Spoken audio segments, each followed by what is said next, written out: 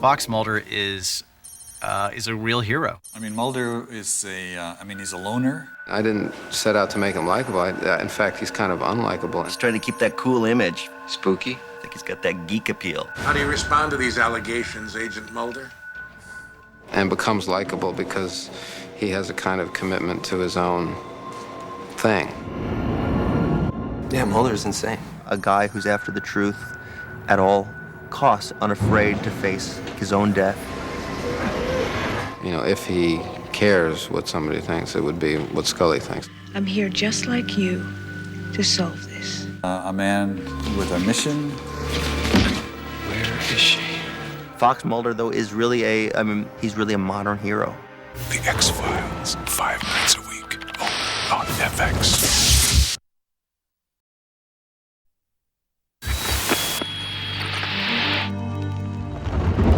Played a character called Deep Throat. Leave this case alone, Agent Mulder. The need was to get Mulder to take certain information and run with it.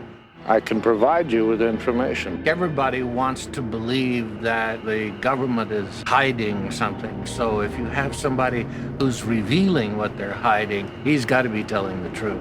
And it was agreed that should any extraterrestrial survive a crash, the country that held that being would be responsible for its extermination.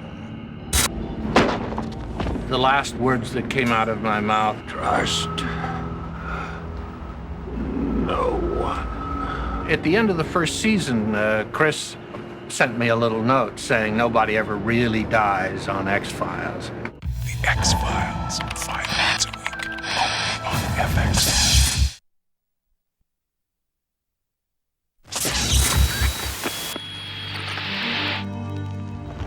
Squeeze. We said, well, we're working late. Wouldn't it be weird if a guy came through the grill? If the guy could somehow squeeze himself through. When he came out of that heating vent in the ground, first we shot the background, then from the same camera position, we wrapped everything in blue and we had him coming out. So then I could take his body and just stretch it and put it back digitally into the room. When you see him enter the chimney, we got a contortionist.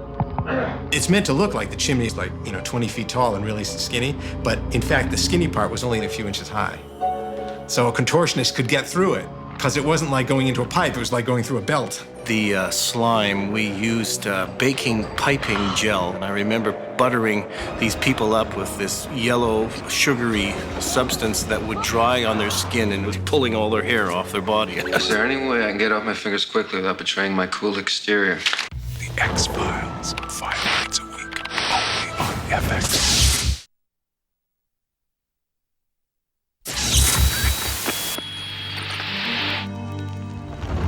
My name is Mark Snow. I compose all the music for the X-Files. The theme came about when Chris Carter came here, visited my studio and me, and started talking about all the different kinds of musics he liked. So I tried to come up with something, and I did. He came over and said, gee, I really love it, but it needs a and it's not quite. I said, okay, no problem. Let's go for number 2, okay? Same thing happened with 2, henceforth 3. So literally, he walks out the door, and I put my hand down on the keyboard, and there was this sound that just happened to be there. I thought, boy, this sounds like a good TV theme. The X-Files, 5 nights a week, only on FX.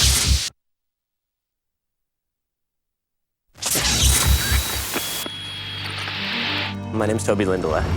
I'm makeup effects artist on X-Files. Here for a delicacy? Myself. Been playing with it since about 10 or 11 years old. I started out in the first season essentially doing the show myself. I was young, starting out, but they gave me a shot at it. Woohoo! The nose bleeding gag in the pilot, we did a test for them just to make sure it was all going to work fine. Dan Sackheim and Chris Carter are standing there watching it. We got some blood coming out here, but I got this big trail coming from her hairline in the test. Just before the camera's about to roll, Dan turns to me and said, it's not going to come from up here this time, is it? I was like, oh, I hope not. We've only been here for a year and 2/3. Previous to that, we've been working in my basement. It got pretty tight. That's our head tree. We dress them up for different occasions, little Santa hats. Everything's really specific per episode. This is one of the dummies from Synchrony, Dr. Hiro Kanagawa. We try to stick to a reality basis. We shoot it all, and a lot of times it's cut down to quick sequences. X-Files, 5 nights a week, only on FX.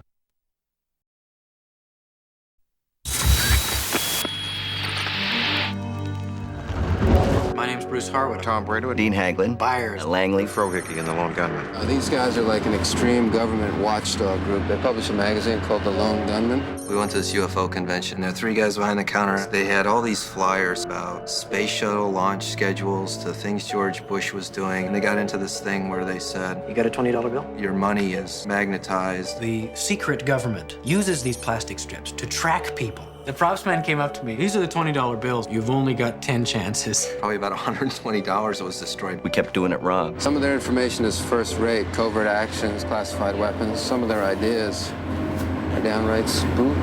Faces on Mars. UFOs caused the Gulf War syndrome. Babies with tails. JFK was a suicide. Our first scene in EBE where I said, That's why we like you, Mulder. Your ideas are weirder than ours.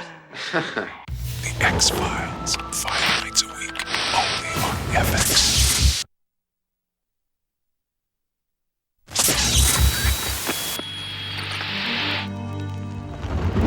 My first meeting at X-Files was over this alien worm. I think it was the special effects person thought of the idea of putting a baby snake in a latex suit. Don't you know? Know what? You can't put a snake in a latex suit. So I suggested the worm that they did use, a super mealworm. It's actually like a beetle larva. This dog, it's got a skin irritation around its neck. Looks like it's been scratching off its own hair. The dog piece that was the back of the dog's neck. And essentially I just took a juice jug, glued the mechanical piece on first. It was a wire making a loop and a bunch of beads that were tooled down into these different sort of shapes that would actuate the bump on top. Painted very dark so they'd read through. Then a gelatin skin. Look at this. Look at this. And then a bunch of fur work on top of that. Transferred a lot of bear fur, actually, to match the dog. The X-Files, 5 nights a week, only on FX.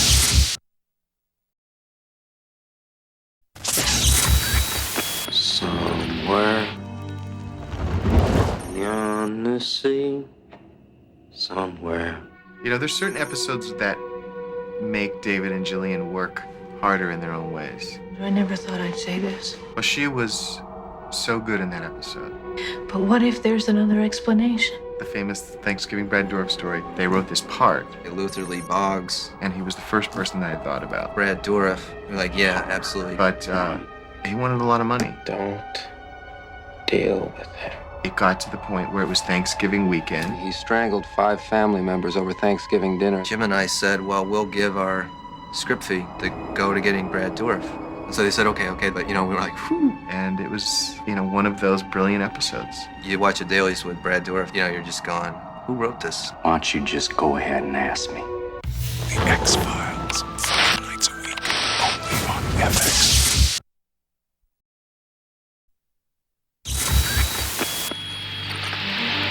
My name's Kathy Sharp. I'm a props assistant on the X-Files. We're in the props truck. We keep props that have been used over the years, stuff like medical supplies, forensic equipment, rubber gloves, masks, all kinds of license plates from all over the darn place. Rental stickers for Mulder and Scully's cars, which are always from the same rental company. Regular glasses, very reflective, non-reflective. Rings, watches. You want to see the watches? You can't let people use their own watches because if you need to do an insert, you need to be able to have the right watch. This is David's watch. These watches come with a metal band. He doesn't like them. Badges, IDs, to identify yourself as an FBI agent. I seem to go through a lot of these. It's a popular item. His driver's license number is 123-321-321. His Vista Gold card. Totally made up. This is a light that they both use a lot. It's a diving light. They do a lot of that on the show. The X-Files, 5 nights a week, only on FX.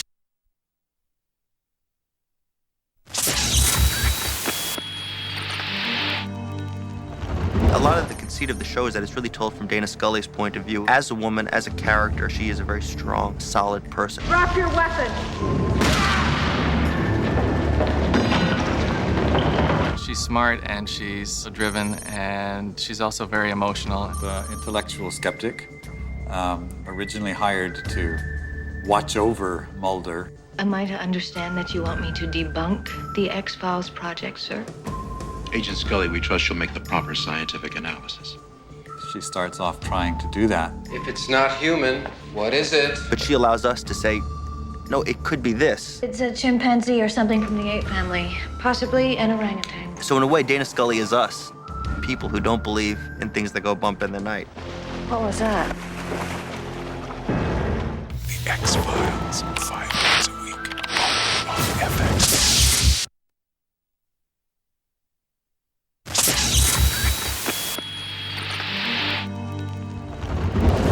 Mind if I tidy up in here a bit first? We just bring in all the furniture, all the little bits.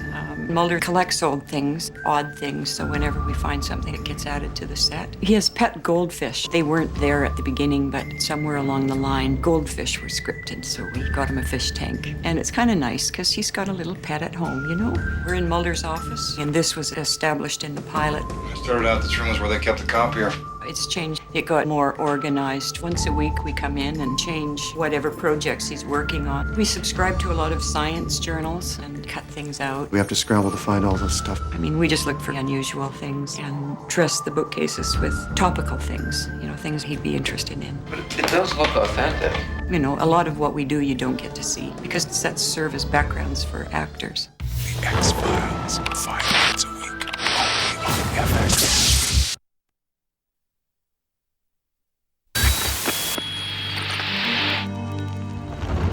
My favorite episode, I think, is Erlenmeyer Flask. It was the season finale the first year. They're shutting us down, Scully. It was the best script by far, and it was also the most incredibly difficult. So I had a sort of a combination of elation at this fabulous script and stark terror that I was the one that had to go direct it. Evidence still exists. Where? It might be difficult to obtain, but with your medical background, I might be able to get you inside. That was the little guy that Scully pulled from the liquid nitrogen. We did a bunch of tests with putting the stuff in actual liquid nitrogen, pulled it out, and it would frost over and steam. But unfortunately, it wasn't under hot studio lights. On the day, we came under the hot lights, and there was a lot of stress on the piece and a lot of stress on me subsequently because the thing started falling apart. I was frantically just gluing the ones back together. One piece just got out of the shot before a big chunk of the head went blasting out that direction. The X-Files.